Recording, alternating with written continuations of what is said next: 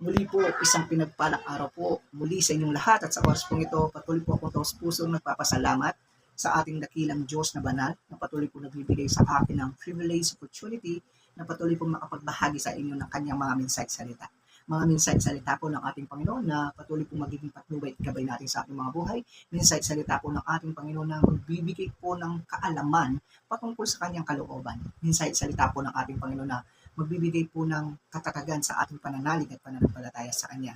Muli po sa panguna ng Banal na Espiritu, sa ngalan po ng ating Panginoong Hesus, nais ko po muling magbahagi sa inyo ng kanyang mensahe titled, Releasing Forgiveness, Releasing Healing. Sa mensahe ito, nais po tayong bigyan ng pangunawa ng ating Panginoong Diyos kung ano ang nagagawa ng o ano yung kapangyarihan ng pagre-release po natin ng kapatawaran o pagbibigay natin ng kapatawaran sa mga taong nagkasala sa atin. At upang patuloy po natin ding maunawaan sa mensahe nito kung gaano kahalaga yung magkaroon po tayo ng pusong mapagpatawad. Sapagkat po kapag nagkaroon po tayo ng pusong mapagpatawad, tayo po ay magiging daluyan ng kagalingan sa bawat isa at sa atin ding sarili. Kaya po in Book of Mark chapter 2,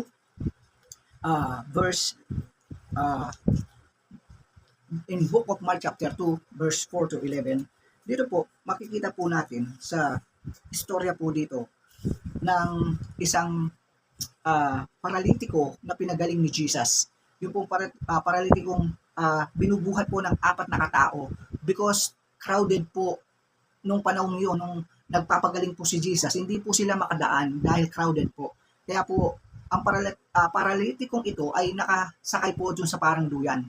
Ang ginawa po nung kanyang mga kasama dahil hindi po sila makapasok dun sa papunta kay Jesus, gumawa po sila ng paraan. Inakyat po nila yung kanilang kaibigan at ibinaba po dun sa bubong.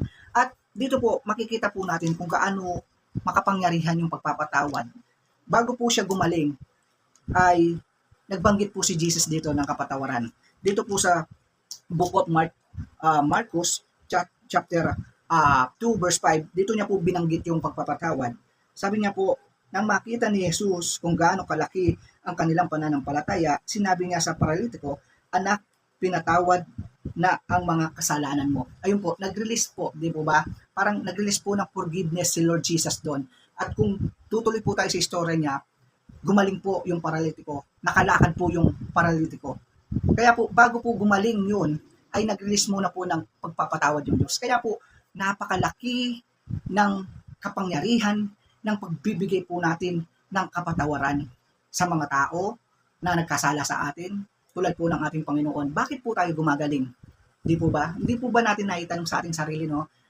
Pag may mga sakit karamdaman tayo na parang hirap na hirap tayo, pero bakit tayo gumagaling? It because doon po sa habag at grasya na lang ng Diyos. Because doon sa pagpapatawad na ipinagkakaloob po sa atin ng Diyos sa ating mga buhay. At nasusulat din po in Book of Santiago upang maunawaan po natin kung gaano kahalaga yung tayo po'y magkaroon ng pusong mapagpatawad upang patuloy pong maghari ito sa ating puso at patuloy pong tayo po'y hindi po mahirapan na magpatawad sa tao sapagkat ang pagpapatawad po, ito po ay nagbibigay po ng kagalingan. Kanino po nagbibigay ng kagalingan? Yung pag tayo ay nagpatawad. Unang-una, kapag nagpatawad po tayo, nakakapag-release po tayo ng kagalingan dun sa taong pinatawad natin. Di po ba?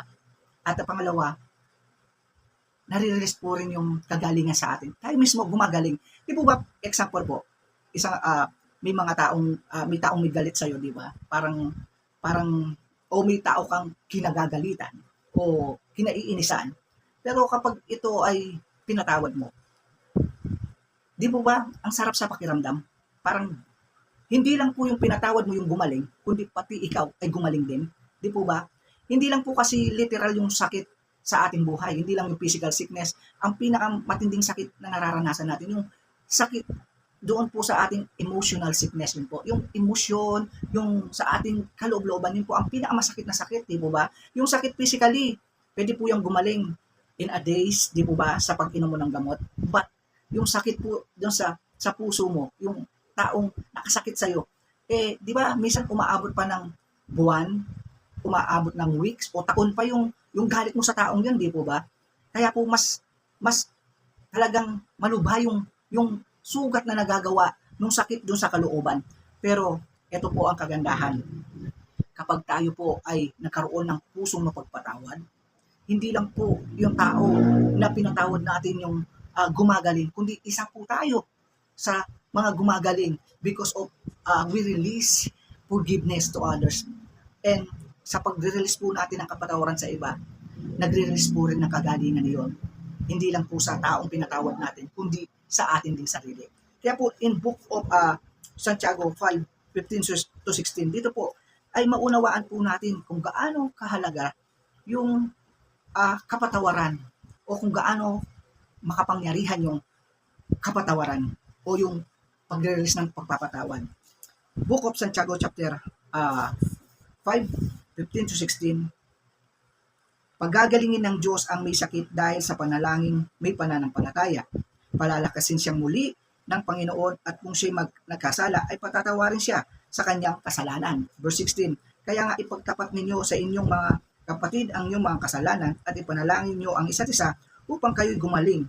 Malaki ang nagagawa ng panalangin ng taong matuwid. Ayan po, dito po sa verse 15 to 16 ng chapter 5 ng Santiago, napakalinaw po, di po ba? Napakalinaw po doon na kailangan po nating humingi ng kapatawaran sa ating Panginoong Diyos. Kung tayo pa ay dumaranas ng physical sickness, dumaranas po ng emotional sickness o anumang sakit karamdaman ating nararanasan, we need asking forgiveness to God. Humingi po tayo ng kapatawaran sa Diyos. Sabi nga, dapat yung Diyos na magbibigay po sa atin ng kapatawaran. At yung kapatawaran po daw yun ay may kaakibat na kagalingan. Kaya po, kapag po tayo po, mga tao, ay hindi po marunong magpatawad, tayo po ay hindi po lalaya. Hindi po tayo lalaya doon sa mga sakit na ating itinatanim sa ating mga puso.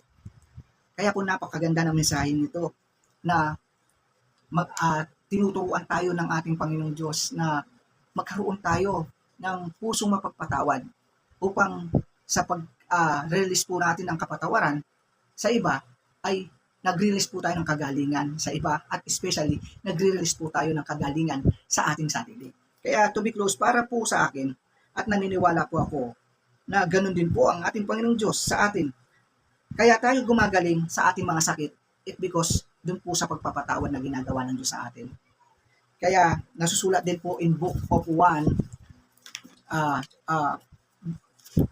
Book of 1, unang sulat ni 1, Book of 1, chapter 1 verse 9, subalit kung ipapahayag natin ang ating kasalanan, patatawarin tayo ng Diyos sa mga ito at lilinisin niya lahat ang ating kasalanan sapagkat siya'y tapat at matuwid. Ayan po. Kaya po kung tayo man po ngayon sa panahon nito ay dumaranas ng sakit, karamdaman, physically, emotionally, lumapit lang po tayo sa ating Panginoong Diyos. Humingi po tayo ng kapatawaran at sigurado po tapat po siya na magpapatawad sa iyo at sa atin at magbibigay po siya ng kagalingan sa atin. Kaya po tandaan natin, when we releasing forgiveness, we releasing healing. Salamat po sa mumunting mensaheng ipinagkaloob po sa atin ng Panginoong Diyos sa oras pong ito. Patuloy pong ibinabalik ko sa Kanya lahat ng papuri, pasalamat, pagdakila at sa tanging dakilang ngalan po ng ating Panginoong Hesus. Amen. God bless all.